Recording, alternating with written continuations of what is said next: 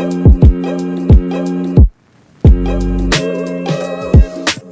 everyone, welcome to Talking Shirt, where we basically talk shirt. Today, I'm joined by Ollie from Kitted Out. Now, I have to say something. With the pandemic comes a lot of negatives, but I think the best positive is that not only have I made friends across the world, but I've connected with other collectors.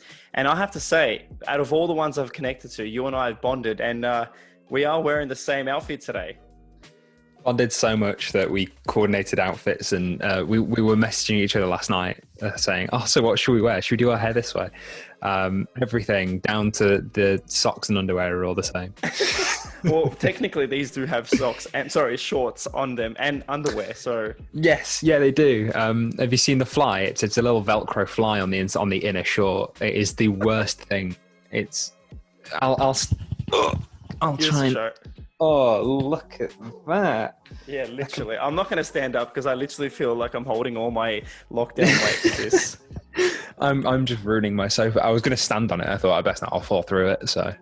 Well, one thing you do for your channel is you state your episode and the time of day. So I'll let you introduce the day and what you're doing in the scenes in front of you. Like, what are you watching? So everyone knows where we are. Yeah, so hi guys, welcome. It's October. We are in October, right? Yeah, well, it's October the 17th. It's a Saturday. It's just gone 12:30. It's 12:36 to be very precise. Merseyside derby is currently on. It's 1-0 Liverpool after 5 minutes, and there's something going on. Van Dijk's on the floor, but get up. Should we make a prediction like while we record this? It'll probably be like a 20-minute chat, and then when we finish recording it, we'll see what happens. Like, what do you predict for the score? So obviously, Everton have been playing insane. They have since coming back, but I don't know if it's because of the teams they've played, but they have played some really good football. So I think I don't know. It looked like it may have gone to VAR because that could have been a penalty. But I think I'd love for Everton to win. Obviously, I'm a Manchester City fan, and I did record. So I did an episode of Kit Room, which I'm sure we'll get to later on, which came out today. But I recorded that, but I had to do it in 2 parts because it came up to about an hour and 40 minutes long. So I filmed a little intro for part 2 this morning, being like, "Hey guys, thanks for watching the first half. This is the second half." I was like, I'm obviously recording this in the future, so well done, Everton, on winning the derby. That's just where my heart is, not my head. I thought maybe Liverpool coming off 7-2 may have made the heads drops, but obviously we're 6 minutes in, and other than a VAR shout for Liverpool to maybe get a penalty, I've only seen it at Liverpool with the ball, so... You've seen more than I have, so it's a good prediction. I have to say Liverpool's going to win it 2-1. Yeah. My dad's an Everton fan, and I'd like Everton to be successful. I would like them to get into some Europe or something. Yeah. I think they have to get 1 loss just to get that sort of momentum back, you know? Well, Everton can't really push on with Pickford in there. No, I had that. I'll leave it at that. That's a good shout. It's a good shout. It's a great shout. Like, the team starts from, I always say offense starts at the back and the defense starts from the front. So yeah, Pickford doesn't seem like a confident backline.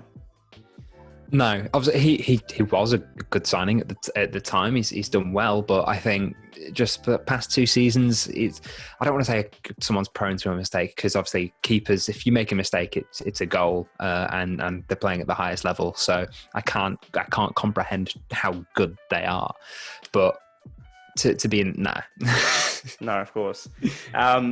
Talking about the kits that we have on right now, like I said, the lockdown is literally gotten to me. I can see every single part of me showing. Now, can you describe the kits that we're wearing? Like, what is your thought on it? Yeah. How did you get yours? Yeah, so I got mine. So I kitted out. The name started from my dissertation. I did a degree in media. And I had no exams, but I had to do 2 dissertations. One was a written and one was a production. My written one was on a show called The Undateables. I don't know if you're familiar with it, but it's... No, I haven't seen it. So it's a Channel 4 show, and Channel 4 is like I was going to say edgy, no, but they try and be educational in their reality TV and stuff. Mm-hmm. And The Undateables is on... It's dating agencies for people with learning difficulties. and they put people to they matchmake and they film it and see how it goes. However, a lot of clips show up on Twitter and stuff of people mocking them and finding it funny, but it's also how it's portrayed on the episode. It's almost like it's laugh at them, but it's meant to be like a heartwarming thing. I don't know, it leaves a sour taste in my mouth, but my dissertation was on that and why people find it funny. But my production, which is what we're more interested in, was a very bad documentary on football shirt collections. It was about 20 minutes long, but that's where I got the name of Kitted Out from. And for it, Classic Football Shirts ran the Fabric of Football event in London. So I went to that to get a lot of footage, and this shirt was on sale in the shop, and I'd seen it before. I was like, I have to buy it. Oh man! Because it was their first pop-up shop. So 10 minutes in, I think Van Dijk's been taken off with an injury. So we'll just have running updates. Thank you, Clive. Yeah, cheers, Jeff. Cheers, so I walked into the shop. I bought the Deportivo Guadalajara rainbow shirt, and there was one more, but I can't remember what it was. I think it was a Real Oviedo away shirt from like 2014. But this one was the one where I walked in and I saw it on the wall. I was like, I need it. I went for a large, and you probably can't tell. It's like an extra small, doesn't it? It does. I think mine's a large too, and it fits like an extra small. But see, you had a choice to buy yours. See, I gave someone $100, and that's an episode for everyone watching, the F9 episode that I did. He bought it for me as a surprise, and when it arrived, my wife looked at me and she said to me, "You're an idiot," and laughed at me. Anyways, she's sleeping right now because it's 10:30 over here in Australia. And I said to her, "Do I look good?" She goes, "You look like a kangaroo." And it literally looks like I've got a pouch thanks to how tight this is. And also, I'm not sure if whoever's watches The Boys on Amazon. It's not a shout out there. Amazon hasn't paid me for that. But I honestly look like the Deep right now. Oh, I'd never thought of that. Yeah. My gills are talking to me. I feel so awkward. Can we just talk about the Deep's character arc? And he's so pointless. But I could talk about The Boys forever, so best not, actually. Honestly, if you want to watch a new TV series during whatever lockdown, if you're either north or south, do check out The Boys, because I'm sure both of us can say it's a 5 out of 5, yeah? Yeah. Series 2, Homelander from Series 1 to Series 2, his whole character arc and just he's losing it, and it's amazing. I love it. And this is literally why when I talk about football kits, I think you and I have bonded in some sort of way that, it's so weird when we grow up as kids, all our parents are like, don't make friends on the internet. You don't know who you're going to meet. But honestly, even if we just randomly spoke, I think we've just showed everyone that football kits, now we can speak about The Boys. So when it comes to football, how did you connect to it? What was your first sort of memory of football? Being in the UK, it's in your DNA, yeah? Yeah. So a lot of people are introduced to football through their parents. I have very limited memories of my mum and dad actually being together. They divorced when I was quite young, both gone off to remarry. So my dad moved in with a family who are all Everton fans. My only memory I have of sport with my dad was rugby based, because I used to play rugby as a kid, because my dad is a big fan of it. But I kind of, my love for football took over. My mum remarried, and he was a Manchester City fan and took me to my first game. I think it was the first year at the Etihad. I don't remember City Manchester Stadium at the time. I don't remember who we played. It was either Villa or West Ham, because I just remember claret and blue being the team we played. I remember City winning. I think it was 3-1 or something. But just from there, it was great. Got a shirt a season, one minimum. I then had a season ticket for quite a while, but then more family reasons, my mum and stepdad then divorced, had a season ticket for one more season, and then he didn't renew them. So I didn't have a season ticket for the whole our success period, really. The Aguero, I didn't have a season ticket for that. That was actually the same day as my little brother's christening, I think it was. So my grandparents and cousins, they're all Manchester United fans. Ooh. So they were down in the morning for the christening, and then they jumped back in the car and left. And I had we had a big telly in the living room, and that had the City game on. And I brought my PS3 and my TV up down from my room, and I put the United Sunderland game on, so it was double screened. It was just a wild time. I remember Aguero scoring, and my memory goes blank for like 2 minutes, and then I remember just being at the front of the house on the main road. Yeah, I just like going crazy. It's like, how have I ended up here? So then just turn around and walk back in. It was like, oh, okay, let's watch the last. Yeah. But yeah, so it was down to my stepdad really. In terms of why I support Manchester City, I could have had some memories with my dad, or experiences with my dad. I really do not remember them. I have since then. I have gone to a few Everton games with my dad, and I've took him to a couple of City games. It was very good fun. I remember I went to Everton Leicester on New Year's Day. I think it was 2 years ago. I'm not much of a drinker. I tell people I don't, but if the situation calls for it, I'll have one or two. But I was quite bad that New Year.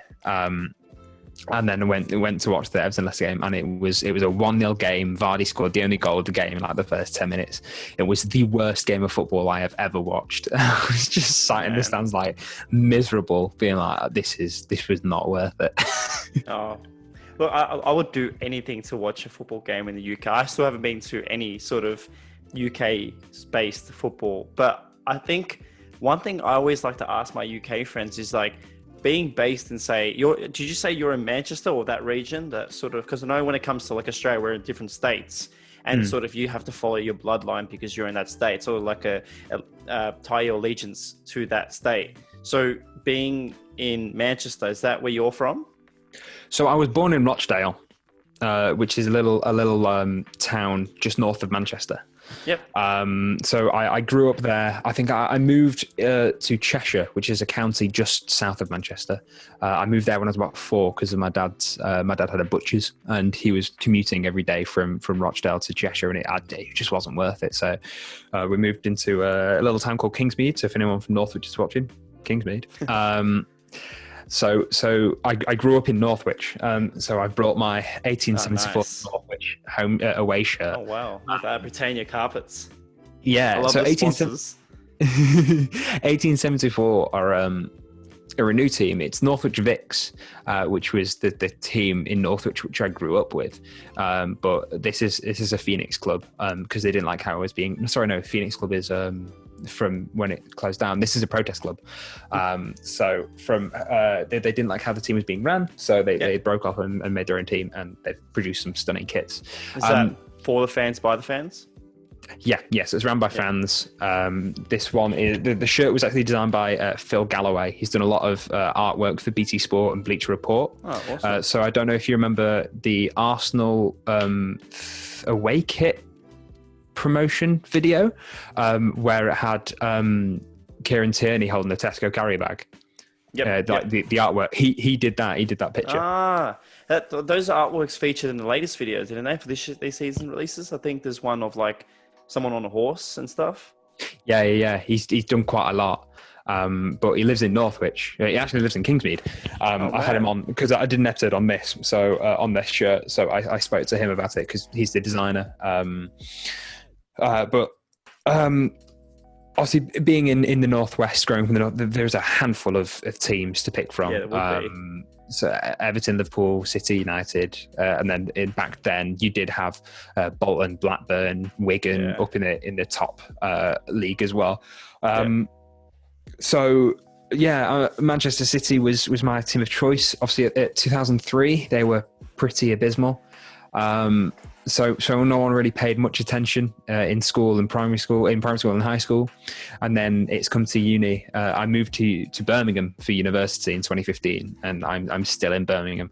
I graduated 2 years ago, but I stayed because I had work. So me and my partner stayed here.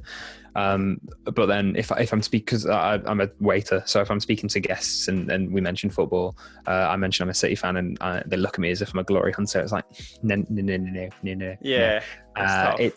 Yeah, it's victims of our own success, really. Obviously, the club aren't really going to look at it that way, but the fans, they're all going to be tied with the same label of but there's always there's examples and historic records of City being a very well supported team. It's something to do with football because, like, look, I'm based in Australia, so we don't really get to, like, grow up in a state or sort of region. I'm not sure what you call the shires, I think, in the UK. So when it comes to supporting a team that you're from, for example, if I was based in Manchester, I'd have to choose someone or follow my family's bloodline. So that's why I ended up being a United fan. Now, working with City, like, I was always taught, you know, you have to hate City. But, like, working for the club and now supporting United, like, it's so hard to hate thing. But, like, growing up, the way I learned about the Premier League or even Blue Square as I first came across it was by FIFA. You know, I came across teams like Accrington, Cambridge, you know, Southend, Fleetwood Town, like all these teams, like I fell in love with because that was my connection to UK culture in some sense of like the towns. And I showed a wedding, my first wedding in the UK last year, and I went to Stevenage. I drove past the stadium or the little pitch, and I kid you not, I said to my wife, I used to play FIFA with this team on manager mode. And like, it's just so strange for me from like an outsider point of view, coming to the UK and going to like a street and seeing like two football pitches. Like I remember driving past Stoke City's ground and I thought to myself, shit, you know, Peter Crouch and Shaqiri, you know, Joe Allen, like all these people have stepped in on this street. Do you have that feeling of being on a holy land when it comes to football, or does it pass your sort of thought that you're so close to football and maybe like you never think about it in that way? I think me personally, quite privileged in terms of I don't think of that. So in Birmingham at the moment, I live 2 minutes away from Birmingham City Football Club Stadium. I've only been there once. I went to their game against Derby last season. It was 2-2. It was a good game actually. And then in my first year of uni, I lived 5 minutes away from Aston Villa, from Villa Park. So I've always lived a stone's throw away from the Midlands teams, whereas Cheshire's not really near walking distance to a football stadium. Obviously, you can hop in a car and you'll be one in half an hour. But no, I never really think about it, but I think it's because I've grown up with it. So I was I went to City game last season. I now have a season ticket again. So I was walking back and there's a couple of players injured at the time. I think we had Fernandinho, Kevin De Bruyne and Mangala were all injured at the time. So we watched the game, we went into the shop, I think we bought a shirt and then headed back. And the street we were heading down, Mangala, De Bruyne and Fernandinho will drive past us and they're stuck in like the distance from me to my laptop in this traffic jam. And I was like, oh my God, like Kevin De Bruyne is sat there.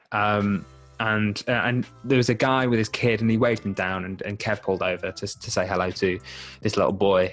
His car was then swarmed by a load of students who were over from, I think they were Spanish, but they were over for like whatever. But so I was like, if it was just Kevin, the dad and the kid, I would have gone over and been like, Kev, you're a god amongst men. But I decided not to. Should have pretended to be the kid's dad. I should have. I should have knocked the dad out, shouldn't I? Come on, let's go meet Kev. But no, and then growing up, I have met a few footballers. I'm sure a lot of people have these experiences. When I bought one of my shirts on the way home, we stopped off at a restaurant just off the motorway, and Richard Dunn was there with his family. Oh wow! And obviously he was City captain at the time, so I was like, I've actually met Richard Dunn a couple of times. Same with Micah Richards. Every time I met Micah Richards, it seemed to be in an airport. Where's Micah going? Yeah, I don't know. It was always in summer, so he was probably off on one of many holidays. Yeah, probably. And I think I've met a couple others, but them two stick in mind because they're the only two City. Have there been more City players? I don't remember. But no, I get that thinking for yourself, and I have ambitions and plans to go to a lot of European football and other global, because I've never been to a game outside of the UK. So you're so close to like Paris. You're so close to Spain. Yeah. I've not had a passport for 5 years, so the only reason That's right, we spoke about that. Yeah, so the only reason I bought my my provisional license was because I was moving to uni. My passport expired, and I needed the quickest and cheapest form of ID. So I bought a provisional driver's license for £20. I've still not sat behind the wheel of a car other than Mario Kart. So, but I do want to get a passport, and Dortmund are my foreign team.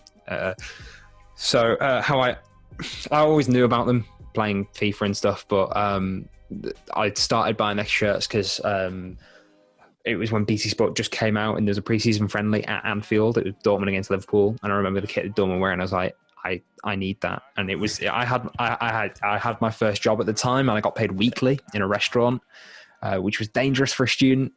So I bought the shirt there, and then I got a Jakub Blaszczykowski on the back because I thought it'd be funny because I'm the only one. I've got a twin. It's a surprise, I have a twin. Oh, wow. We look nothing alike. But as we've grown up, he's gone more to. He likes football as a whole. I'm a bit more tribal, in city sense. But other than us two, our friends that we grew up with in school and high school and whatnot, were aware of football. They knew the scores because. But they didn't really have much of an interest. So I thought it'd be funny to get Blaszczykowski on the back to hear them try and pronounce it. It's crazy you say that. Like what you just said kind of got me thinking. When I first landed in the UK a year ago, a couple of months now, before the pandemic, of course, the first thing I said to someone when I arrived, I think it was like a gatekeeper, and I was like, oh my god, I'm in the UK. He's like, welcome, what are you excited about? And I said to him, I can't wait to go see football, I just want to touch a stadium. And he's like, football sucks. And I looked at him, I'm like, I traveled 38 hours to get to the UK just so I can touch the soil and be like, I'm in the holy land of football. Like, I've dreamed of just going to, like, you know, Etihad, Old Trafford, going to Emirates, going to like even Spurs Stadium and just touching it and being like, I finally have come all this way. So like your Mecca. Literally. So are you saying that there are people in the sort of UK culture that don't know nothing or don't want to know nothing about football? Yeah. So there's probably, I'd say two, but there's not. There's three categories. There's people football who like live, die, breathe it. I'd probably consider myself to be one, and that's the vast majority of football fans. Then there's people who they have a passing interest, they're aware of it. This is probably like half of my friends. They know about football, they know it exists, they know the scores, they might watch the World Cup, but outside of that, they don't have much of an interest. And then there are people who detest it. Whether it's just because I don't know, there's just people who like I grew up with a lot of people who were more into video games, so I was more of like a nerdy kid at school. Like we all have our own thing. Like I was a Pokemon card collector. Yeah, they all played Magic the Gathering. I couldn't get into it. It made no sense to me. So I sat in the corner on my PSP and played FIFA. But there's people who detest. So even if just mentioning football, like they'll switch off or they'll walk away. Even everyone I work with now. So my workforce, it's quite a swanky restaurant. There's quite a lot of us. So let's say there's 80 members of staff. I'd say maybe only 10 like football. The rest of them detest it, and if you mention it, will walk away. That's a joke. Yeah. That's a joke. That makes me upset. I would do anything to be over there.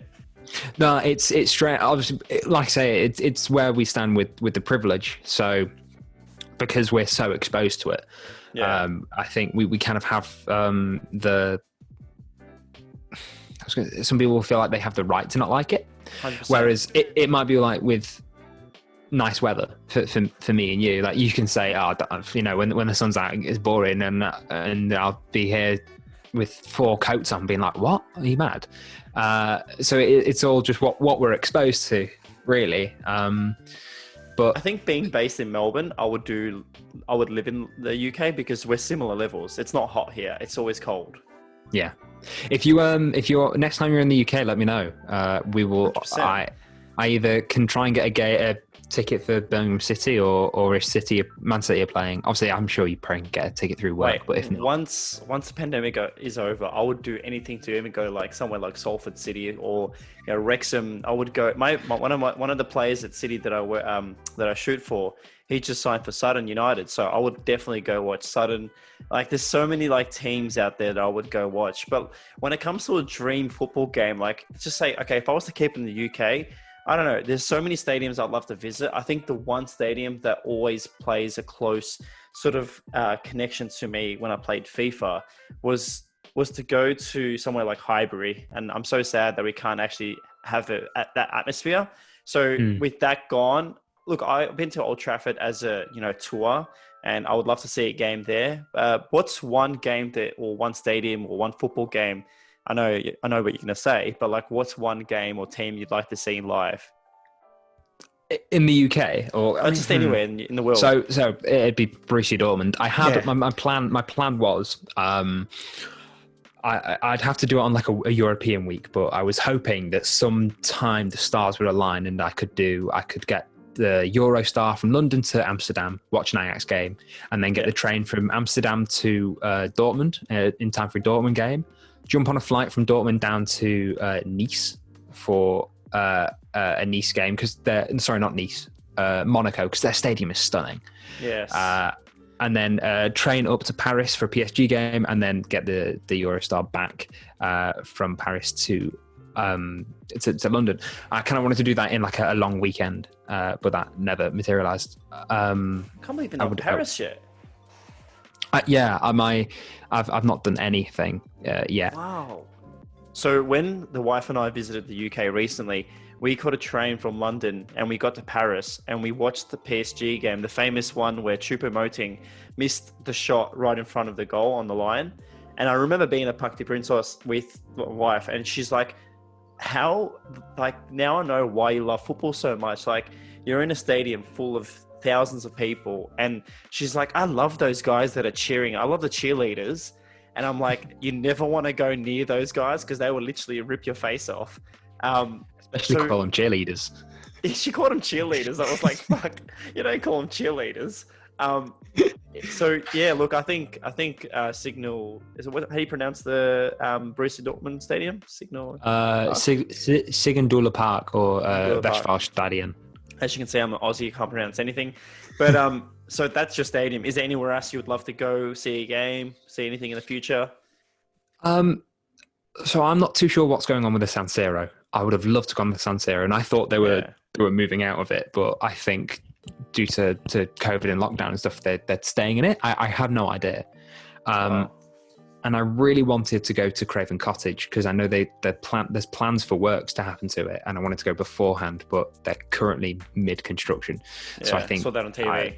That ship has sailed. I think that the part I want to see, obviously the historic part, I think they're keeping that. Mm-hmm. So that's okay. But ideally, I would have liked to have gone beforehand. I did some training down in London for work at the start of March, and it corresponded with some Champions League fixtures. And Spurs were at home to Leipzig, I think it was. Oh, wow. And I really wanted to go and get a ticket, but it was near impossible. Because I had that evening off as well. I was like, I could go to this new Spurs stadium. But that sadly never happened. I've been, the prices aren't cheap too. No. I mean, for a Champions League game, you could, if it's on the week, so people will say, because we never sell out, but from City, when the tickets go on general sale, you can get a Champions League ticket for about 20 quid. But with Spurs, also, it was kind of like the honeymoon period because the stadium was still new. So, and you had to have a purchase history to go to get a ticket. It was a bit of a nightmare. I know United are similar to that, but I've been to Old Trafford for a charity game. It was Real Madrid Legends against Manchester United Legends. Oh, nice. It was so that was good. I saw Zidane chip Van der Sar, so that was amazing. And I've been to Anfield as well. So I've been to the stadiums where someone who will come to the UK and want to visit. I've been to them, but outside of them, I've been there. I've been Goodison and then City, but outside of that, I've not been to anywhere else really. I don't think I've been to any London stadium, bar Wembley, but that's because City owned Wembley for about 3 years. Oh wow, and yeah, all the finals and stuff. Yeah. So moving on to the kitted out side of things, without Yes. football, there wouldn't be kitted out. I think there's a bit of an update for the sport for the scores at the Mercy. So I think it's 1-1 right now. Is that correct on your end? It is. They Two scored. substitutions as well.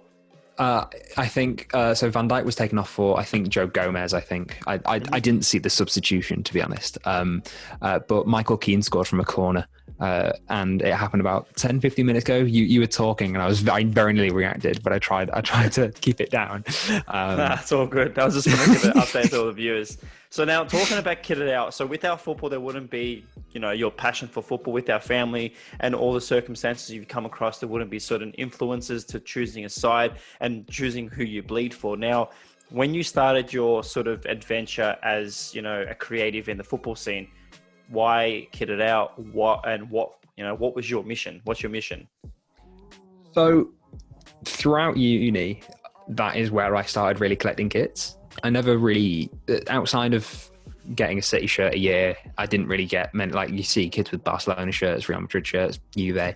I never had that. I remember quite early on, it was before moving to uni, my partner did get me a Inter Milan shirt and a Corinthians shirt as well, because they were at a Nike outlet shop. We were just there, and I was like, oh my God, these are amazing. So she bought them me, but that was before I considered myself to be a collector. And then in uni, I don't know how, but I came across classic football shirts. I can't remember how, because I didn't have my kitted out Twitter. It was only my personal one, which was very football centric, but not really the shirt centric. And the so I don't know how I came across them, but I bought the 1994 Germany World Cup shirt. 1994 Germany shirt from the USA World Cup. Mm-hmm. And that was the one that I bought, and I was like, okay, this is amazing. I'm going to buy more, because then I just started finding all these designs I was never aware of. And then I was, so when I was younger, I was a PES person rather than FIFA. And I always played yeah, until 2012, because then PES tried to be more like FIFA and it became awful. But I got the I always played it Inter in 2010, PES 10, and obviously the Inter shirt with what I thought was a dragon up the side. It turns out it's a snake. Yeah. So I always looked at that, and I wanted it, and I found it eventually, not on classic football shirts, actually. I found it on eBay, but it was one of them ones where I always looked back and was like, I need to get this. I need to own this. Do you still have it? Yeah. That's the one kit I need. I only got it, it was probably around this time last year I got it. I think I picked it up for about £20 off eBay. Oh, what? Sometimes eBay can be really amazing steal. I'm getting intel that I found out about classic football shirts looking at, of course, because their warehouse is next to the Etihad. So I kept walking past their warehouse every time, or it used to be anyway. Yeah. So I used to walk past it every time going to games. So I think I must have just been, and then looking at City shirts I didn't have. So my love for football shirts started then.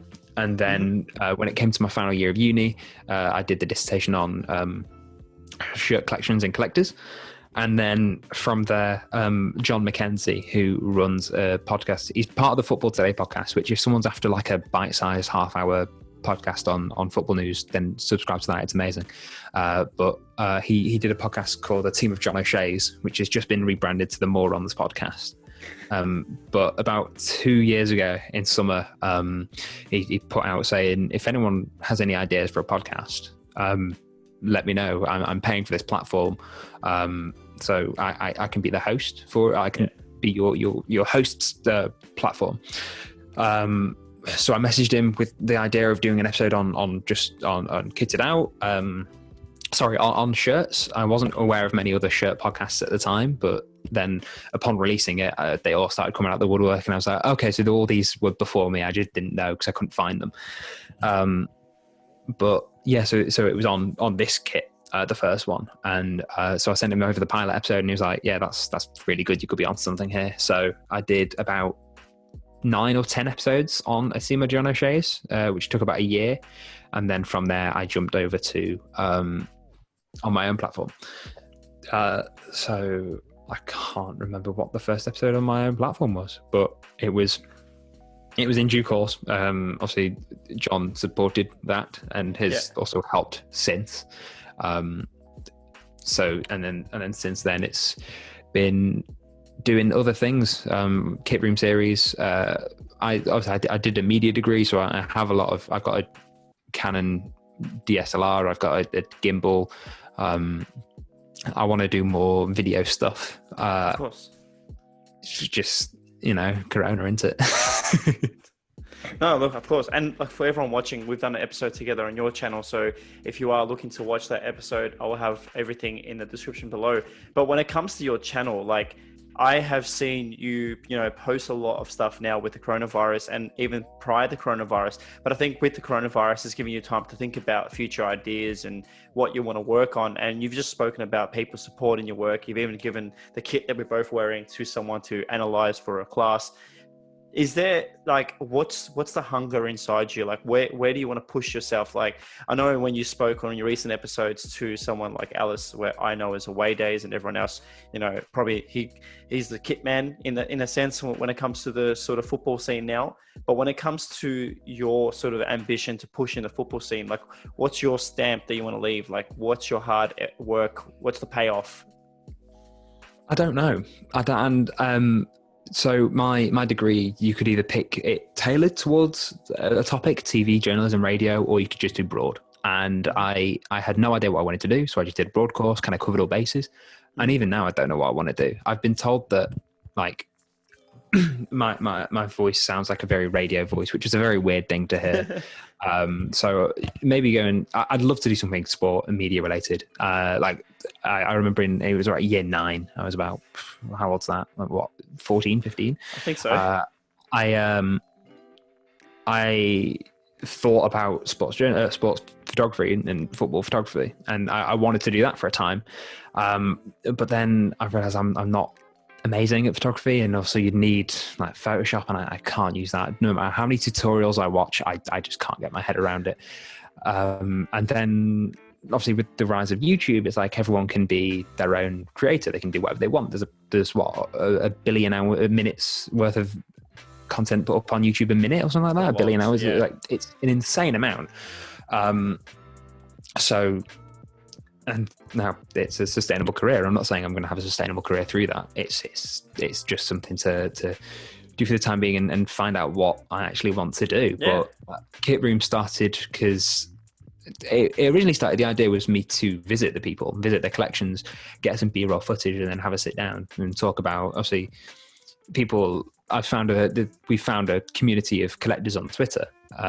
However, Twitter, you get 240 characters, and you don't get to know the person behind 240 characters. You can see their collection, you can see their shirt, but outside of that, you don't really know why they're collecting or what they go for or what is their goal for their collection. So I wanted to kind of expose that, and it be an hour chat or a half hour one, just to sit down and be like, okay, so these are your shirts, this is what you're after, but why? And then there are a few more ideas ticking away, but I need to wait for a post-COVID world.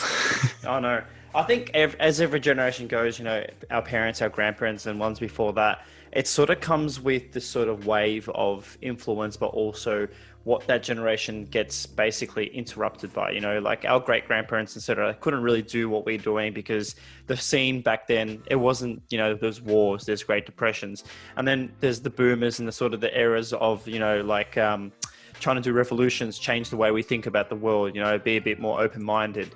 And then to our parents' times where, having us, there's a stage of like expression, try to do what you want to do, arts and creation. And then there's us, we're in a lucky generation. I say that to everyone. We are the lucky generation. Even though we're in a pandemic, we can jump on a laptop, we can set up a mic, we can put a light on the window or something, and we can talk utter crap and still make people laugh and smile. And I think the best thing about, you know, the step we all take is, you know, I believe that it's just helping someone else tomorrow start their ambition or their goal. So with Kitted Out, I think, yeah, everything you're doing, like, you just never know what's around the corner. So with that in mind, what's sort of the best thing about Kitted Out for you? Has it helped you, you know, push yourself in other areas, like just be a more open person? So as you were saying, there's platforms. There is an audience for everything now. You can do whatever you want, and there will be someone. Like when I started Kitted Out, it was more an excuse for me really to learn about the history of kits and then talk to more knowledgeable people on them. And I've got to meet and speak to a lot of people who know a lot about kits, and you know, I spoke to Phil Dowles a couple of times. I remember when you started following me, I can't remember if it was Twitter or Instagram first, but I was like, oh, who's this person? And clicked on it. I was like, hang on, the photographer of Melbourne City is following me. Why? And it's and some of the few times where like a content creator from Copper 90 has started following me, or Ollie Bayliss, who does a lot of non-league stuff for BBC, starts following me. I was like, why are these people like? It's because my Kitted Out Twitters, I'm touching now on 1,700 followers, and amazing. That my personal Twitter, I don't think I ever passed 170. Like I can't comprehend that. So I don't know where I want to take this or what. I'm enjoying it. I've met a lot of lovely people doing it. I'd love to continue to do more, but as I think we're going to get to soon, I don't know how long this kit boom will last. And then, but like Ellis has had to do, evolve, and so Ellis was away days, did a lot of going to matches, and then he can't go to matches. So what's he going to do? He's going to talk about kits. So he's able to evolve. I'm sure I will in some way or another. How? I don't know. Or what I want to do, I don't know. I could maybe start talking about films and stuff. I don't know. Right. It's like I said, the lucky generation. We can literally talk about anything. I think even though I dislike the way he describes and motivates people, but Gary Vee once said this thing, and I don't want to be that guy that quotes Gary Vee because I just don't believe in his methodology, but he said we are in that generation where you could talk about Pokemon cards and make money off it. But when we do this sort of stuff, it's not about the money, it's not about the sort of wages and stuff. Like we do have to put food on our table, we have to pay for the pay-per-view so we can watch the football on TV and stuff like that, or even buy the kits that we love. So like I'm naturally a football photographer, or just a photographer in general, and the thing with kit collecting that got me into doing a channel was that we all have opinions, and it was listening to other people's stories and how they found the information. Like the fact that we have the same kit and we had two different stories about getting it, that's what I love. So yeah, tell me more about Kitted Out. Maybe talk to me, because like I said, there's an episode that you've done on me, so you've spoken about kits, but now I want you to tell me about your kits. Is there anything specific you want to tell me about your kits? So before I touch on my kits, I'll touch more on Kitted Out, because throughout lockdown, I was seeing a lot of people, and I did a little launch video, so some people may know about this already, but I'm going to quickly touch on pen pals because I like the idea, so I want to quickly talk about it. So pen pals was throughout lockdown, I was seeing a load of people share tweets and shirts being like, oh, my friend in Malaysia has sent me this brand new Hummel shirt, or my friend in Amsterdam has sent me this, and it's like some local league team kit, and the kit is stunning, it's amazing. It's like I want that, and I know a lot of people did as well. So my idea for pen pals was I'll be the host. Here's a little Google form. All I need is name, your location, price range, and what you're after, and your size. And then I gave him 2 weeks, and then after that, I matched people together. I tried to go for as far away as possible, because what I didn't want was, I didn't want to partner someone. Say, for an example of myself, I'm in Birmingham. I didn't want to partner myself with someone in Wolverhampton, because obviously I don't know these people, so I don't know I don't want someone showing up to someone's house unannounced to give him a shirt, because I wanted to avoid that. Obviously, if people want to meet up afterwards and once you've got opened that dialogue and knowing each other, that's fine. But I didn't want to be at the reason that someone was going to get stalked. So I tried to go for as far away as possible. And from there, people have gone on to share shirts. There's been a few. I didn't get one at first, but a few people didn't respond, so I had to rejig a few groups, and I ended up getting someone who's also a City fan. So I sent him a B-Dale shirt, who are a team in Yorkshire, sponsored by Hex Sausages. So they've always had sausage-related kits, and their goalkeeper shirt was of it's just an apron. It's meant to be someone naked wearing a chef apron. Yeah. So I got him that one, and he responded sending me a 2007 Manchester City away shirt. And for some reason, he had the whole kit, so he sent me the whole kit: socks, shorts, shirt. So you got the full deal. I got the full package. That's awesome. Some people, I love that idea. So some people got someone's got a Forward Madison shirt and some of the other and some of the merch that came with that, and then in return, the person, I think it was the guy in Wales, was partnering with someone in New York, and the guy in Wales has sent a local Welsh team shirt, which is amazing as well. I'd never seen it before, and he shared it and shared some other stuff, and it's I love the idea. I'm glad I've done it.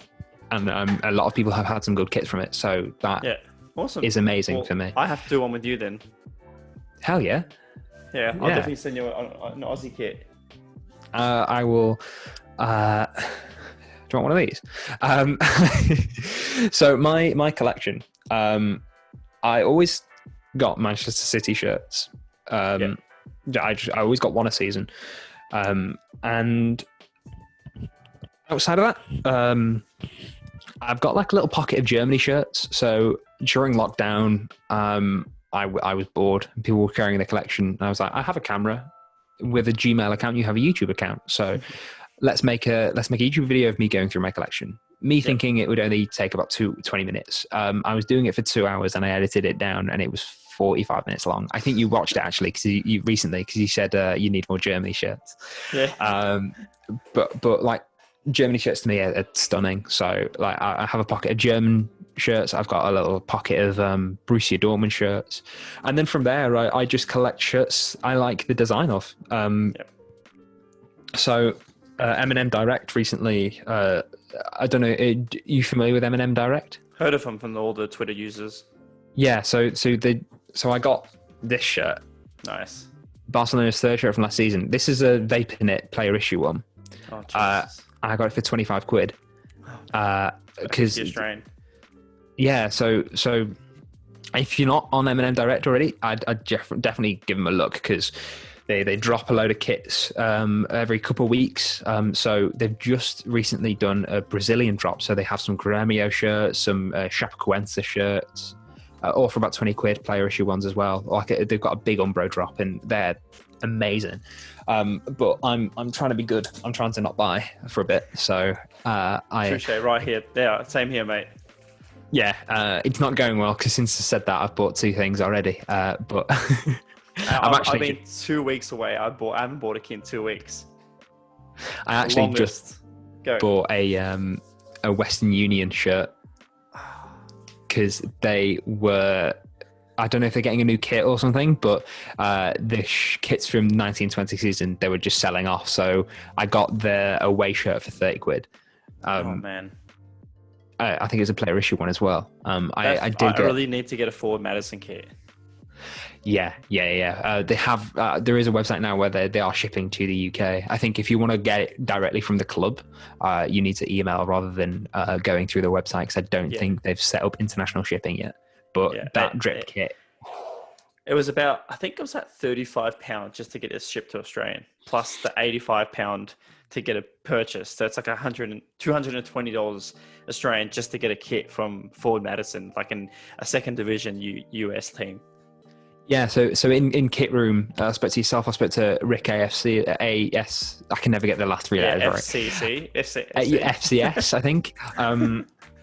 But I suppose you two both being Australian collectors, what I wanted to highlight was the difficulty of getting new shirts and kind of limited to your top 5 league big teams. Yep. So I imagine you can probably easily get a Bayern Munich shirt, but if you wanted to get a Union Berlin shirt, I imagine that wouldn't be as easy. But they're in the same league and they're done by the same kit manufacturer now. So I wanted to highlight the fact that it's going to be a lot harder for you guys than someone like myself, currently sitting on 132 shirts now, I think. But I kind of have this. I have a country's worth of shops and an internet location where I can get whatever I want. Price dependent, obviously. Of course. Oh, look, we've all spent big dollars on kits that we probably don't need. Can you show me the kits that you got and show everyone the kits that you've got besides you, just to talk about your favorite ones and why you like them? Yeah. So or a story behind them. Yeah. So we spoke before recording and in your questions about the community, the shirt Twitter community. Okay. I think we'll talk about that now if you want. Yeah, I think it can be positive and negative. The positives are everyone who I've come across, lovely. Like I've not had one bad experience with someone. I've met the likes of yourself who and a couple other people globally who I would now consider to be a friend. And so Sunderland had a shirt a couple of years back, and it corresponded with the passing of Bradley Lowry. I don't know if you remember. Yes, yeah. So they brought out a shirt with the Bradley Lowry Foundation patch on, and the foundation still have that shirt, and they're selling them off for £10. During lockdown, it was the Kitspear and Footy Kits, which is an independent seller. They both decided to kind of do a raffle. A tombola, I think that's what the best word for it. But they managed to collectively get about 30 shirts, new and old, and they raffled them all off with the little scratch cards. It was like 40, but they raised about £1,200 for it. And also highlighted the fact that the Bradley Foundation are selling these shirts. And throughout lockdown, where I work, I was hired a day after the furlough cutoff that was set by the government. And that works with everyone who I work with. So there's a task force of 80 people who were all in the same position. So it would make no business sense for them to furlough us because they would have gone bust. So we didn't find that out until quite late. So throughout the 4 months of lockdown, I had no income. There was the first month they gave us our furlough pay because they didn't realize this until like 2 days before payday. So like, okay, we'll give you this on back of the company, but we can't do anything else. The month after, they gave everyone £500 to help with bills. Luckily, my partner was on furlough as well, and we did have some savings. So bills wise and everything, we were fine. But where people started to grow their shirt collections, I couldn't.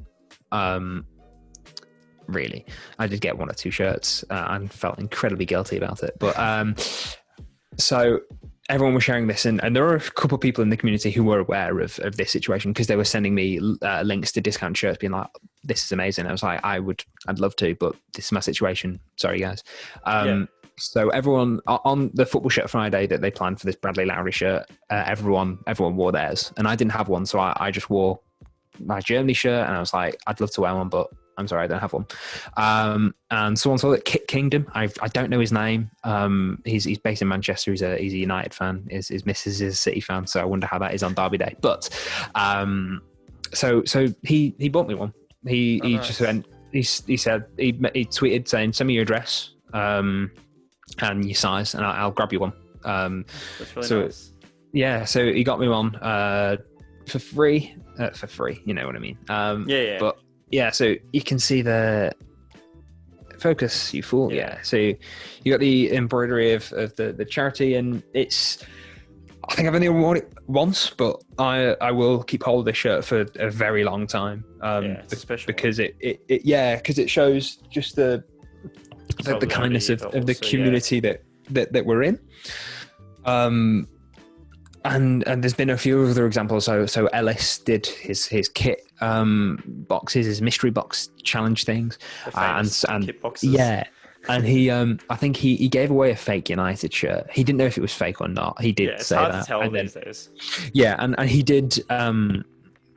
I think in the episode he gave it away, he did say, "Okay, I found out that this is a fake shirt," and he gave it away. And the person who bought me that also tweeted that the person who gave it away to and said, "If you want, I'll get you one of these shirts as well." Yeah.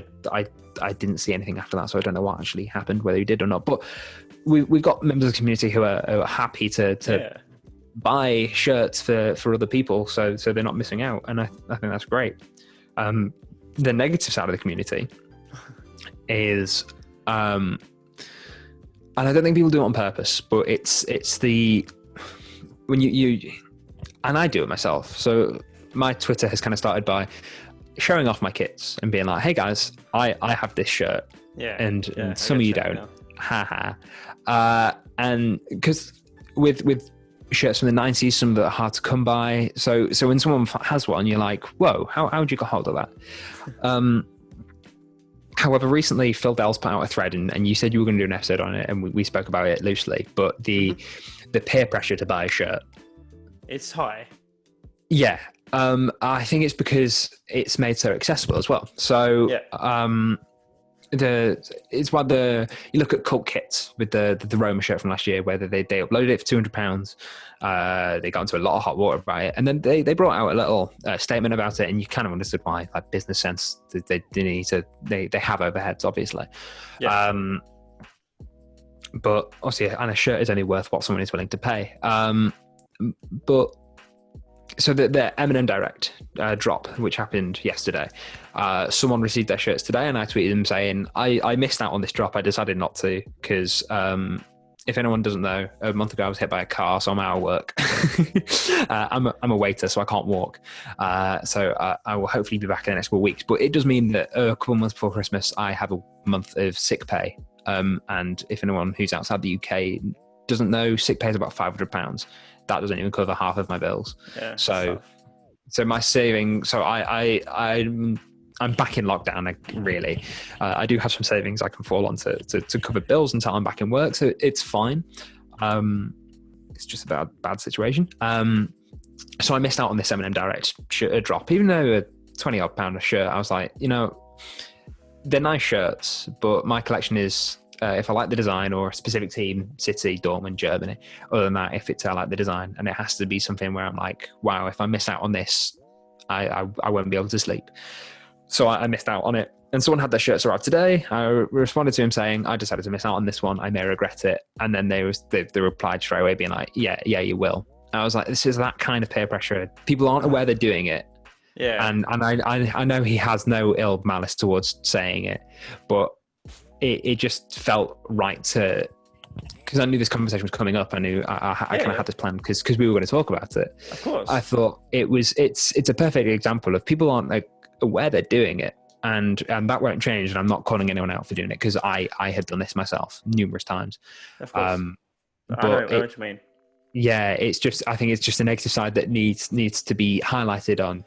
We can all share our kits and that's great, but there is also that peer pressure, which Phil Dowles mentioned, and the history behind it. I think that probably started with the 2018 Nigeria shirt and the very limited drop. Yeah, so that came like a cultural phenomenon. And yeah, exactly. And then the new one, which I can see you've got one of them behind you, don't you?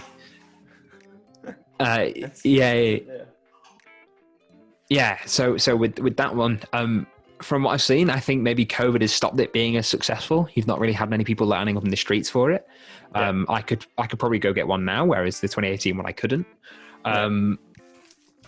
So maybe, but there's a lot to it too. Like when it comes to sales and stuff, I think the hardest thing with the peer pressure side of things is like you and I bonded on a sort of friendship of talking about kids.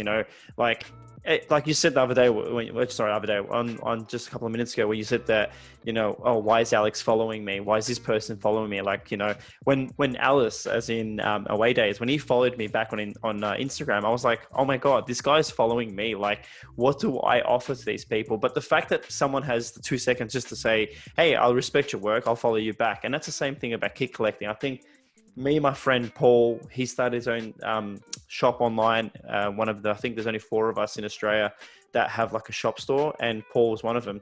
And me and him always, every day we discuss about football kits, and like it's hard because we're mates, so we don't really pressure ourselves on getting kits. But I have to say, if it wasn't for him, like I wouldn't have anyone else to have a mental discussion with. And like, it is that pressure. It's almost like gambling when it's like, oh, it's just $20. I want to go inside and put on the machines. The Las Vegas effect, you know, you go there and couples go there and it's like, oh, I'm in Las Vegas. I'm going to put $20 in there. Like, don't get me wrong. Me and my wife, we don't drink and we don't like go clubbing or anything like that. We're 30 years old now and we're expecting our first baby soon. But, it's like it's the thought of spending like say $100 to $200 a week on kits. It adds up. It gets to a point where it's taken a toll on you mentally, but also financially, and it could ruin relationships. So I understand when it comes to the peer pressure side. It's just it's a big dilemma. I know. Yeah, I mean, if people have the income to do that and they're happy to do that, and like I know a few people whose wives help them collect shirts and stuff, and so if you've got that network around you to do so, amazing. My wife bought me 2 kids. Exactly. My partner, she's had a season ticket for City longer than I have. She's had one. She went to Main Road as a kid. I didn't get to go. So she has bought me a few shirts as well. She got, than you. Exactly. Yeah. No, she got me the 97 Barcelona Kappa shirt when my podcast was launched as like a hey, congrats. You know, if you worked hard, is that's amazing. Good work. That's I love that. Yeah. That's really good. That's nice. And then like, there's been a few times where like I've been flicking through class football shirts and I've left a shirt open and I've gone off to the toilet or gone to get something to eat and I've come back and she bought it. And then I've got a friend from uni, Jack, who I think we're each other's enabler. And by that, so he's a big person on Depop and I'm more eBay or cost shirts or something like that. And what we'll do is it's about 3 times a week we will send each other a link or a picture of a shirt or jacket, and it was like, oh, do I? Knowing full well that the other person will say yes, get it. Oh mate, that's literally me and my mate Paul. It's like we're seeking this validation of saying, can I get this? Because we know exactly that the other person will say yes. I'm sure you're flicking through looking at many examples now. I'm trying to find something for you. Yeah, keep going. Yeah, I have the same. Like I can go on my Instagram DMs now, and I will see a whole conversation of us two just talking that. Like that. Oh shit! That is literally our chat the past couple of days. Yeah. Just a grid of shirts. But like that's a funny thing. Like our wives are like, can you two just get married? Like all you do is talk about COD and football shirts. Yeah, so I'll quickly show you, man. So he's a West Brom fan, but he knows I'm a City fan. So he will send me links to City stuff. Being like, oh, I think you should get this. This is actually insane. Knowing full well that I can't say no to that. But so this City Kappa jacket he sent me. Obviously, I love jackets. My collection. I have a big thing of jackets. And he sent me this. It's 130 quid. And he's like, you should get it. And it's in my size. I want that Inter one. I want that Inter jumper that Colt Kids have. Have you seen it? It's like it says the Inter coming down the thing. Yes. It's too expensive. £150. Yeah, there's been so one of my Holy Grail shirts at the moment is currently up on the class football shirts, and I'm not telling anyone what shirt it is. It is on the steeper side. It's 120 odd. I think it's between 120 to 150. I can't remember how much. If you're not watching this, we're going to have to do a petition to try and get him this shirt. So we'll have to raise funds for you now. Yeah, please. No, so what I do, I might ask for it for Christmas and ask for nothing else really. Because I can't think of anything I want or need particularly other than this shirt. So I'm trying to not say it. But if people follow me on Twitter, they know like throughout lockdown, I tweet about it so many times. I have pined over this shirt. And someone was giving it away on a raffle the other week, and I bought a few spaces on that, hoping to win it, and I didn't. But there is one available at the moment, and hopefully I will bite the bullet eventually and get one. Well, look, I think when it comes to the kit collecting and just like what we're doing and everyone just discussing. It is, like I said in in questions here, the anonymous support group, because like it's like we come together to vent and talk about these, like, oh my god, this kit, oh my god, that kit, like the Nigeria kit, it caused a frenzy. And there are people that don't collect kits and bought the kit, and they not only got into this obsession with the football kit itself, but they wanted to become with the friends. I remember this memory when I was a kid. My parents bought me Pokemon cards. Again, Pokemon always comes into my conversations. I went to school, I traded a card with someone, he gave me a wrong card. I cried all day. I went home, my dad's like, what's wrong? I'm like, someone took my Diglett. I got really upset. And then I went down to the local trading place and we traded cards, and I got the card I won. I went home, I laughed and I was so happy. And it's been almost 25 years and I don't even remember that card. And that enjoyment has gone, but like I still remember that memory. Now we're at the age of like, you know, post 25, however old you are, and I'm 30 now. But like, I think we need to go to a point, because we know the kit scene is going to slowly die off, and we'll talk about your kits again because you didn't get to show all the kits that you have with you. But with the kit sort of scene growing and sort of, you know, future dying, like, let's talk about the scene. What are your thoughts on the scene and predictions after the pandemic eases? So this does tie in well, because I only have 2 more shirts left, and this will kind of tie in with this bit. So I don't know, because the kit community was in full force before lockdown. Mm-hmm. And I just think lockdown has exposed it to more people. It's made it a bit more common. However, what will happen afterwards, I don't know. Teams are still releasing kits essentially daily, really. And people are buying more shirts, but then with the more people that are buying shirts, you're getting the more people who are saying, "Why are you doing that? You're an adult." You're like, "I'm 23," and someone's like, "Why are you buying football shirts? You're 23." And it's like, well, I enjoy it. Like I say, I don't go out. I don't gamble. The only money I have to spend on is either going to football or buying football shirts. I realised this in work the other week. I am a grown-up 12-year-old, so I have an unhealthy obsession with football and football shirts. I don't drink. I don't do anything like that, and I will spend all my money on football. I agree. It's all I speak about. Right there, football shirts right there, the books about Sir Alex Ferguson right there. Like, I can't complain. Yeah, and I'm talking to you. I've got the football on there. I have an ungodly amount of football books in my cupboard, and it's. I will go on my Twitter. So where I used to work, we were on a break with one of the managers, and we were both on Instagram, and she was going through, it's all celebrities and all that. And you looked at mine, and you're like, it's literally all football, isn't it? I was like, yeah, if it's not teams, it's players, and it's players in training. And or maybe just a picture of Kevin Trapp. No. I really need to stop. Your obsession with Kevin Trapp.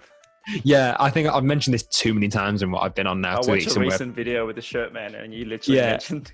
Where I'm beginning to think that people will no longer think it's a joke. I think I'm glad no one really follows. So my personal Instagram, people will follow my personal Instagram rather than Kitted Out, but no one follows my personal Twitter, and I'm glad about this because my personal Twitter bio is focus. MCFC hosted Kitted Out Pod, Kevin Trapstan.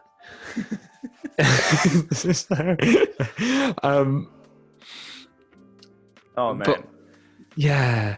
So I don't know where the market will go. Obviously, the shirts from 30 years ago have become more valuable, and that is coming in. So this shirt caused a lot of contention. It was never worn in a game. It was just a pre-match shirt. Yeah. But it was our Nike mashup shirt, and it had all of our shirts with Nike, bar 2 or 3 shirts I think were missed off. Yeah. Now I bought this and kept the tags on it because it may go up in value. I won't sell it, but it's nice to know that I own something that has gone up in value, like an investment or like stocks, really. I've mentioned it a lot, and I don't like mentioning that I have it, but the 1988 Ajax away shirt. So I think I paid 175 for that, and I think that now sells for about 400. And it's nice to know that if times are tough and something happens and I do need to get some money quick, I can fall back on these. It's like guaranteed income. 100%. I agree on that too. And then the other one, which we were running out of coat hangers, so I've had to double hang a few things. But I've got the 125 year classic. Yeah. shirt for City. Again, this is a size small. I bought this at the Vincent Company testimonial because they didn't have my size left. But again, I've got the tags still on it. And I want to keep the tags on it because it could go up in value. And obviously, there's different brackets on what will increase the value of a shirt. It's tags, size, and if it's got a player print. Obviously, I couldn't get a player print on either of them two, but it's hard. It's now so the third shirt for Manchester City this season. When it first came out, I hated it. But seeing it more, it's growing on me. But it might just be because I've been exposed to it. But I know a lot of collectors like it, and a lot of people will buy it. And the idea of that shirt maybe being a little historic in a couple of years' time. So I'm going to get one. I'm going to get it in a medium. I'll probably keep the tags on. But I'm thinking, do I get a player print? And if so, who? Because Kevin De Bruyne is amazing. His name is already in the stars. Same with Sergio Aguero.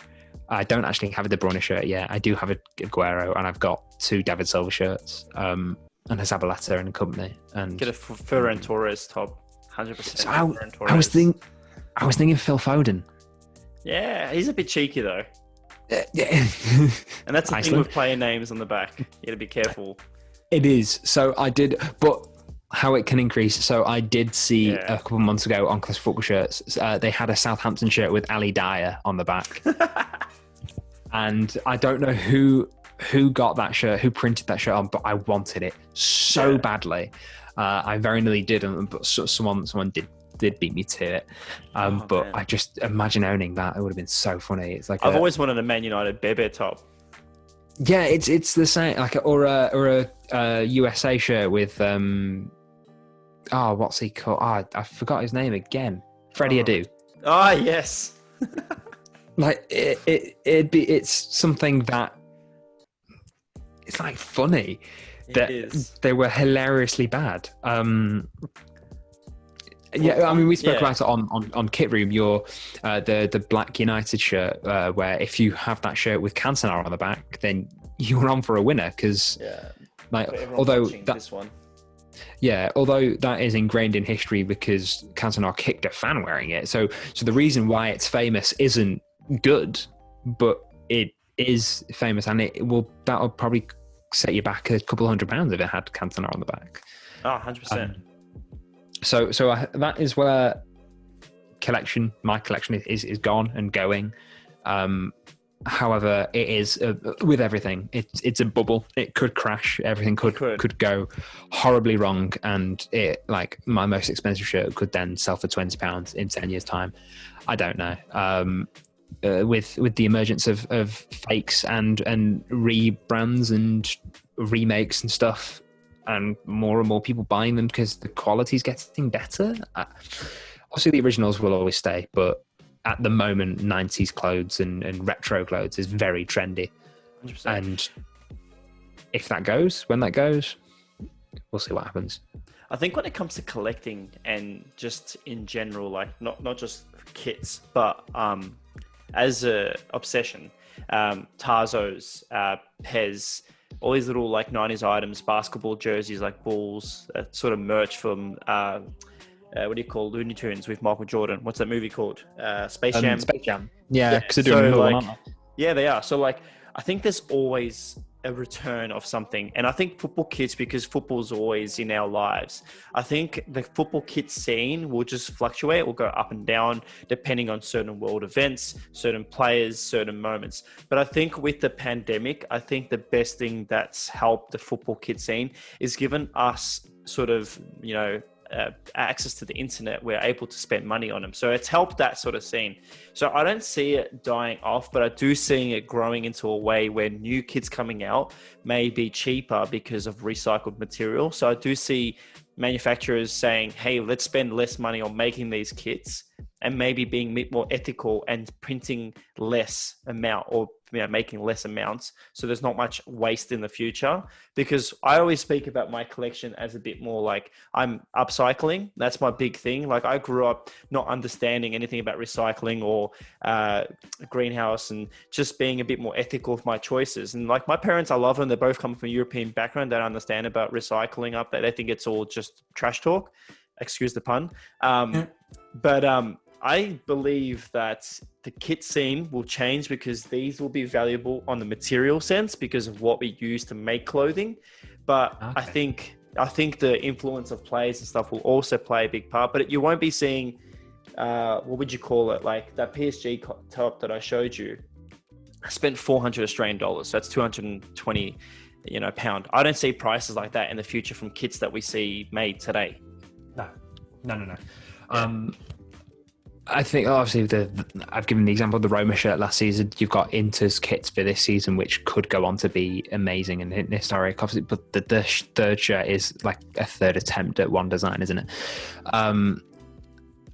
With modern releases, though, it's with a lot of Adidas and Nike as well. It's a callback to an original shirt. So with the more callbacks that will come out, is that increasing the price of the original one, or is it decreasing it? Because with the bruised banana shirt for Arsenal, 2 years ago you could pick one up for 150, but then they come back with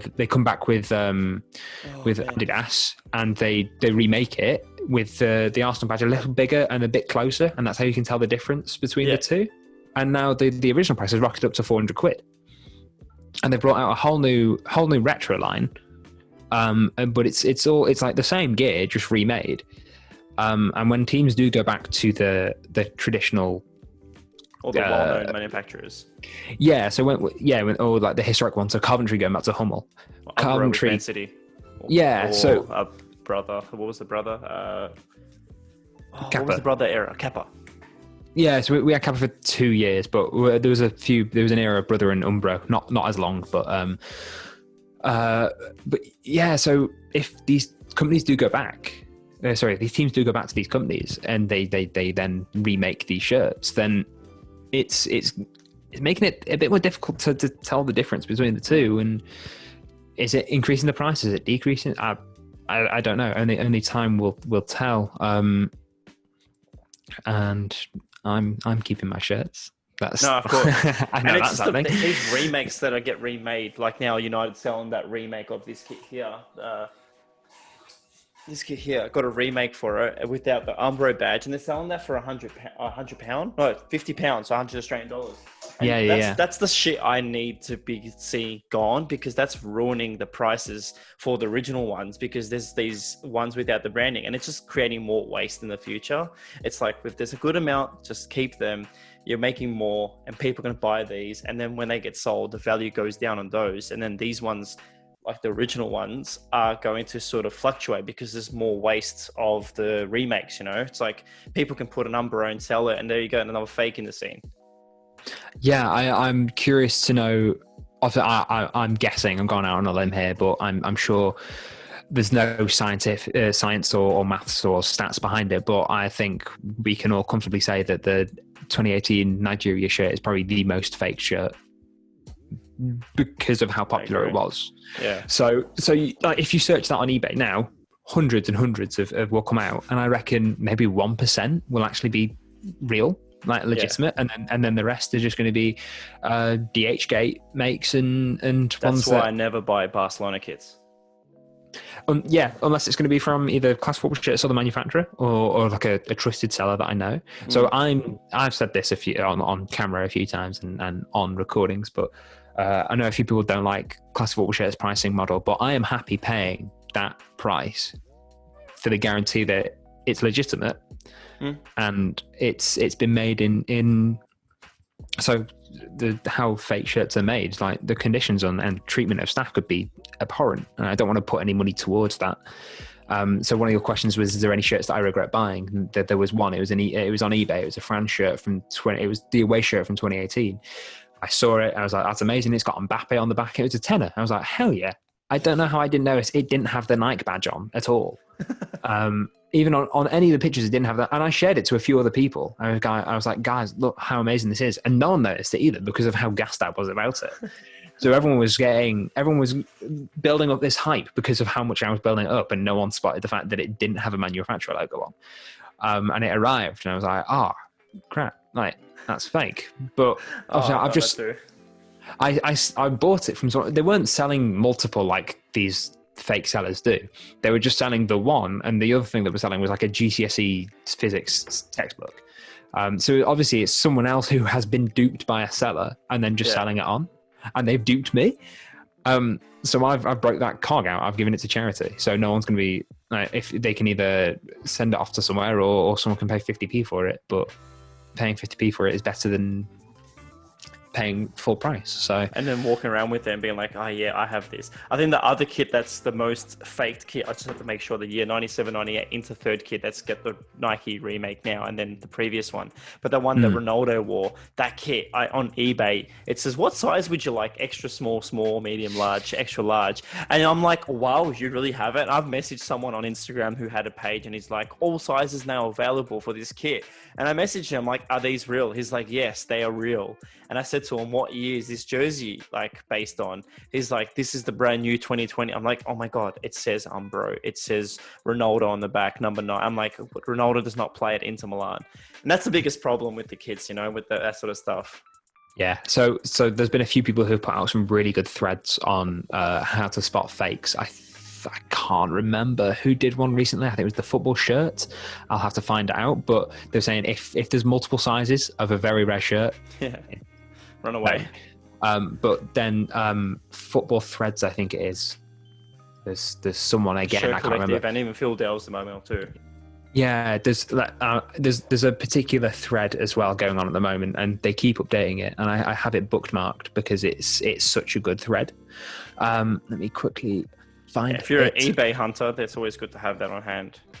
Yeah. For everyone watching, it's 1-1 and the 69th minute.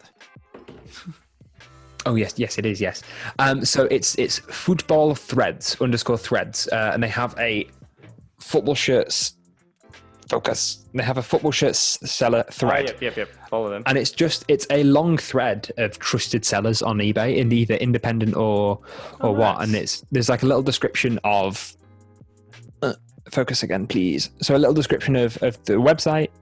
What they include, really nice. What they sell and what they specialize in. And then, so if you're a seller, you can message and be like, so I'm a seller. These are some testimonials that I've got. So it's just a long list of sellers. It's a really good thing to fall back on. And like, I've spent hours just going through every shop and just flicking through. And there's definitely deals to be had. Like, I'll send you the link to the thread because mate. Because it keeps updating, so where it is on his timeline is jumping around. Follow them right now. Yeah, it's a very good thread. It's very good thread to have because you can just see this long list of trusted sellers. I think that's a good thing to fall back on. No, for sure. So I'll say quickly, what time is your game starting? You got a couple of hours, but I won't hold you too long. So when we talk about kit collecting, and then we spoke about the positive and negatives, is there any other kits you want to talk about that you have with you before we wrap things up? I don't have any other shirts with me. No, you have a big collection, and then we can always check out the other video we spoke about. And of course, all your videos will be linked below, or your channel that is. So there's other sort of kits you can show. I know you have a massive collection of German kits, and you have an obsession with not only Kevin Trapp, but also with German kits in general. Yes, so my perfect era of kits is 90s Bundesliga. I think it was the perfect kits. If you allow me 30 seconds, I had a new purchase. Yeah, so that Dortmund shirt, amazing. I'm going to quickly run off because I did buy a new item, which this can be depending official. When this comes out, this can be an exclusive. Yeah, exclusive. 2-1. Salah has just scored. Hey, I did predict 2-1. Yes, you did. I'll come back wearing my new thing. It's just 90s Bundesliga, and I say I'm a Dortmund fan, but I'm not tethered to Dortmund in Germany. Yeah. I will buy anyone. I will get anything. And I saw this. I was like, I have to. It's amazing. Oh mate, Look, I think that's the one thing about football, and I think you spoke to Alice about that, where he wore the PSV Ajax combination. And like when I saw that, I was like, this guy knows how to fuck with people. I don't think you need to have like an allegiance with every single club that in every country that you support. I think you have one team or you choose who you follow. So for me, it's United and it's Inter Milan. If I'm going to get a German top, I love Dortmund kits, but I've also got Werder Bremen. And so, yeah, I don't think you should feel guilty about having Dortmund and Bayern Munich. They swap players more than we swap shirts. Exactly. So my England, I will get Manchester City and Rochdale because I was born in Rochdale. But they're the only like professional teams I'll buy. After I've got 1874 Northwich, and I have a Sunderland shirt, but that's like a historic reason behind it. Other than that, I won't go out and buy anything, even if they've got a lovely kit. I won't. But outside of that, I see all European football as free game. Like global football. Like if you have a nice shirt, I'm going to buy it. I don't care what team you are.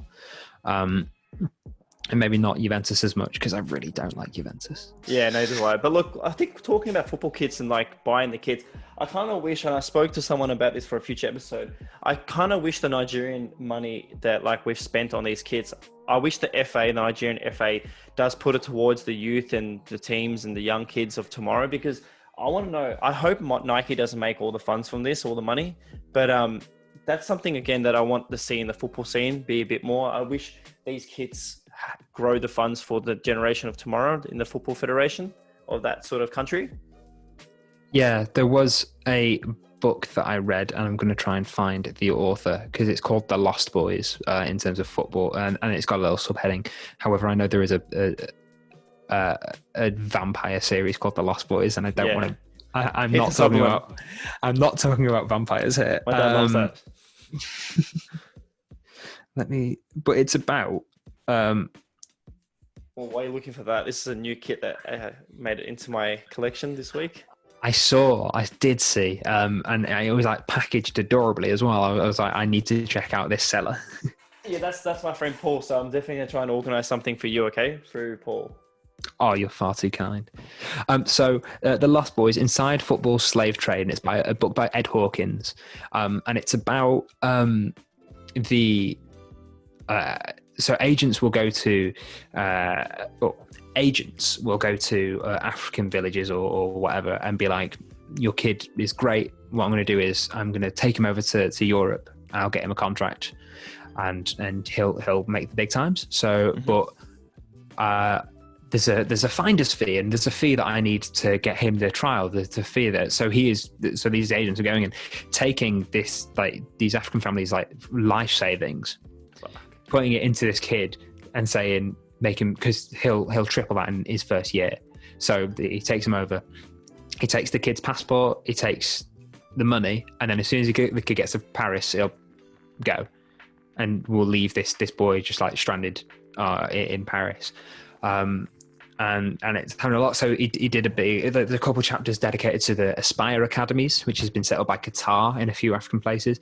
So when you see the Qatar national team in 2022 for their World Cup, there will be a lot of African players there, and it's because they've brought them over from these academies at a young age. They've been able to claim citizenship, and they can make it into these teams. Yeah, but it was just heartbreaking reading it.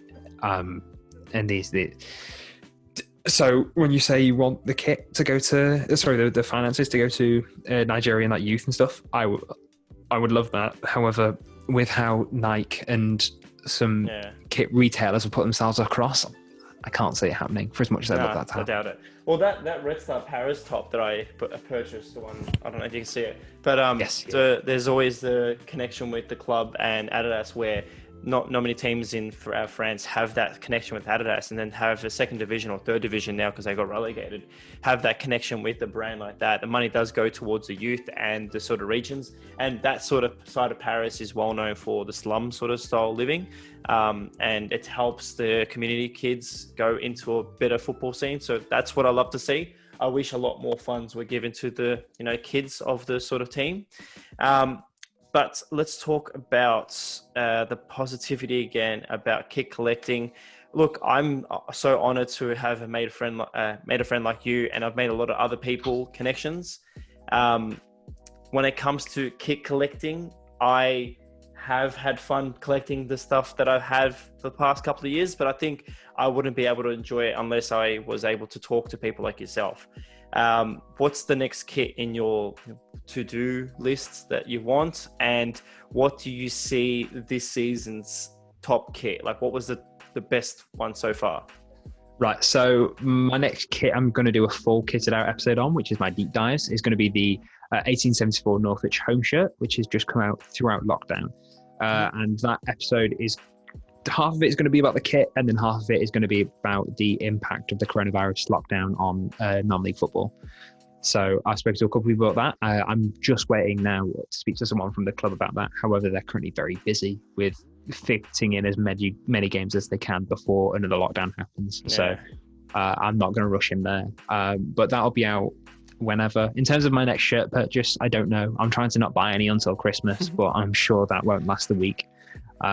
So we'll, at this moment in time, I don't know. It could be that Holy Grail shirt. It's 170 odd quid, but if not, it could be just a cheap one I find. In terms of best shirts for this year, I said this. I think I commented on it actually on one of your videos about the Inter shirt. But last year, I think Roma won the trio of kits. I think this year Inter have won the trio of kits. They're home, they're away, and their third shirt.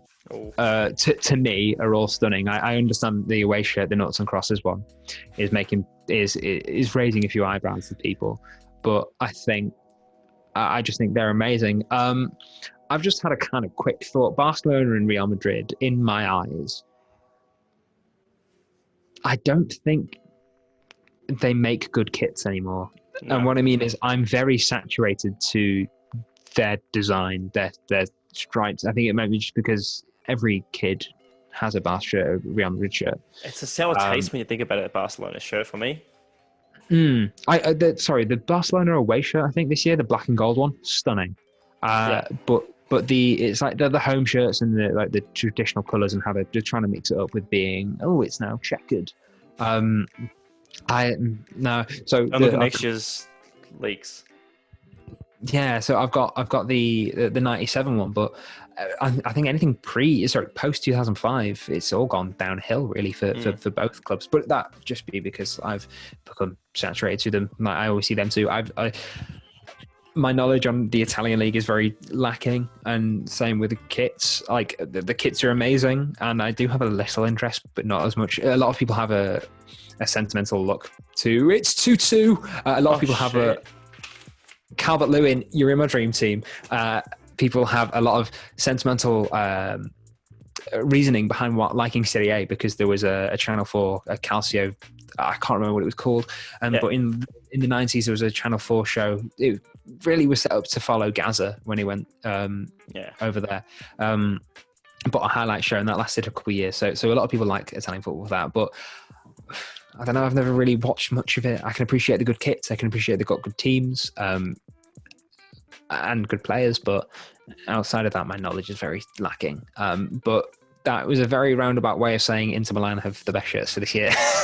No, there's so many kids that came out this year. It's so hard. I've been fortunate to be able to get some of the recent releases. Funny story, and you're probably the first one to find out, but Rick actually helped me buy a Vapor edition of the Inter third kit this year, and then I couldn't wait for it, so I purchased another Inter kit, a fan edition, like a normal version, and now I have two of the third kits. I don't know why I have two, but then I have Lukaku on the back of the Vapor because I wanted number 9 on that kit, and I'm hoping that this season he follows similar to last season. And that's when we'll talk about choosing player names. I think that's going to add value to it because he did have a good season last year. And number 9 is just that number for the Inter Milan sort of kit that I was like, I had to get. But look, I think when it comes to next year, is like this is what I was saying, the next question, and probably the last question in this sense, when it comes to future kits, what teams do you reckon are doing it right and what teams do you reckon aren't doing it right? I think you answered Barcelona and Real Madrid aren't doing it right. What team do you think is evidently like doing something correct? I think Arsenal's doing it correct. What are your thoughts? So with Arsenal, they're doing it correct, but I think they're relying heavily on nostalgia. Yes. Last season shit. So I don't know how long that will last. And because it could end up Arsenal just ending up being classic Adidas and getting like how Ajax, their away shirts the last 3 years have just been Adidas templates in different colours. Admittedly, they could go for a maroon away shirt and sell. Exactly, but I mean, what I mean is like Arsenal have, sorry, not Arsenal, Ajax have had, like, with the templates that they've been given, they have had the best colour coordination of it. Yeah. So they had a shirt a couple of years ago, the Champions League one where they got into the semi-finals, the black and the gold one. Yeah. So they had that. Birmingham City had the same shirt for their home shirt in white and blue. Oh, But if you put them together, you wouldn't say they were the same kit because just how good the colours went. I think Everton, I'm going to keep an eye on. But what I mean by that is anyone with Hummel. I think, but it's because the amount of teams that Hummel have, they can be more bespoke. They can spend a bit more time with a team. I'm going to keep an eye on what Puma do with City. I can see what they're trying to do. It's just they're swinging a lot, but they're missing a lot. Other than that, I don't really know. It's like Adidas kind of started the whole nostalgia bait. Yep. Nike are now following 2 years later, and Puma are kind of just off doing their own thing, making one pieces. So I don't know. I think anyone with Hummel, that's going to be my. That's a good shout. You know, Nike's releasing fourth kits this season for some of the teams. Yeah, with to go with that Air Maxes, isn't it, based on? Oh man, I think Inter's doing the white kit with some sort of blue on the side. Yeah, I don't know if this was rumored or if it was going to be a fan shirt, but I think the rumor was they were going to release kits that in the like 4 teams that have never been in that team's color palette, but they will correspond with a pair of Air Max trainers. And they may sell the Air Max trainers with the club's badge on. I don't know. It's where just it's taking our money again. If we're going to talk, I was going to mention modern football when you said how will football kits go, but a lot of people are falling out of love with the football because of modern football and the pay-per-view thing. However, if we speak about this, we may be another hour, and I think we've already taken. I know we've taken a long time. Don't worry, I'll cut it up. But look, I think we'll do a future episode because there's a lot of things we can talk about. We didn't really get to touch on some of the questions I wanted to ask you, but having this conversation with someone like yourself, I'm really honored and, I'm really, thankful for your time. I'm so sorry for taking up the time watching the game, but as always, mate, thank you so much for your time. Is there any shout outs or any sort of plugs you want to do before we call it a night? So I think I've just reached 45 YouTube subscribers. That's pretty cool. Because I want to do more YouTube stuff. So yeah, keep an eye on my YouTube, Kitted Out Pod, my Twitter and Instagram. It's all just under one name. It's all Kitted Out Pod. Same with the name of the podcast. What I did want to do, I wanted to do this at the end of my last 2 episodes of Kit Room, but I forgot. So what I'll do is I'll do it on your platform.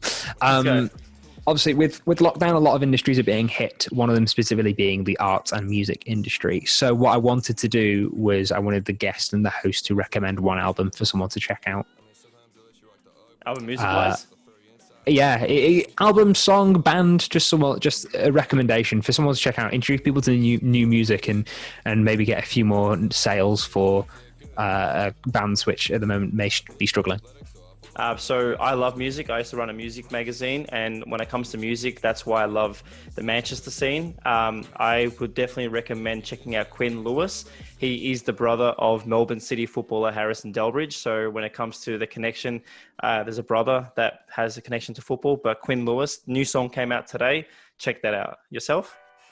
Hey, so I'm a big fan of Canadian indie music, which is so niche, but Half Moon Run and Aiden Knight I love.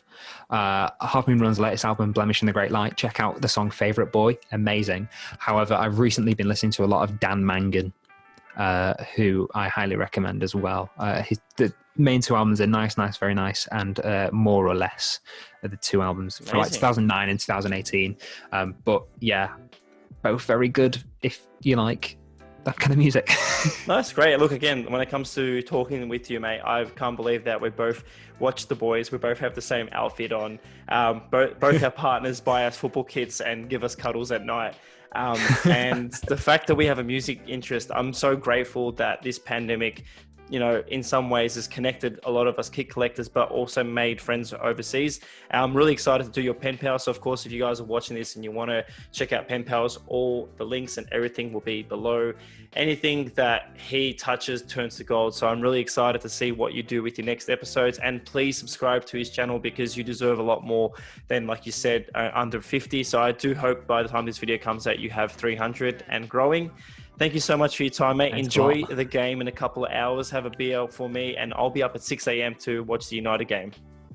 There's been a red card, and I don't know who for. We'll end it on that.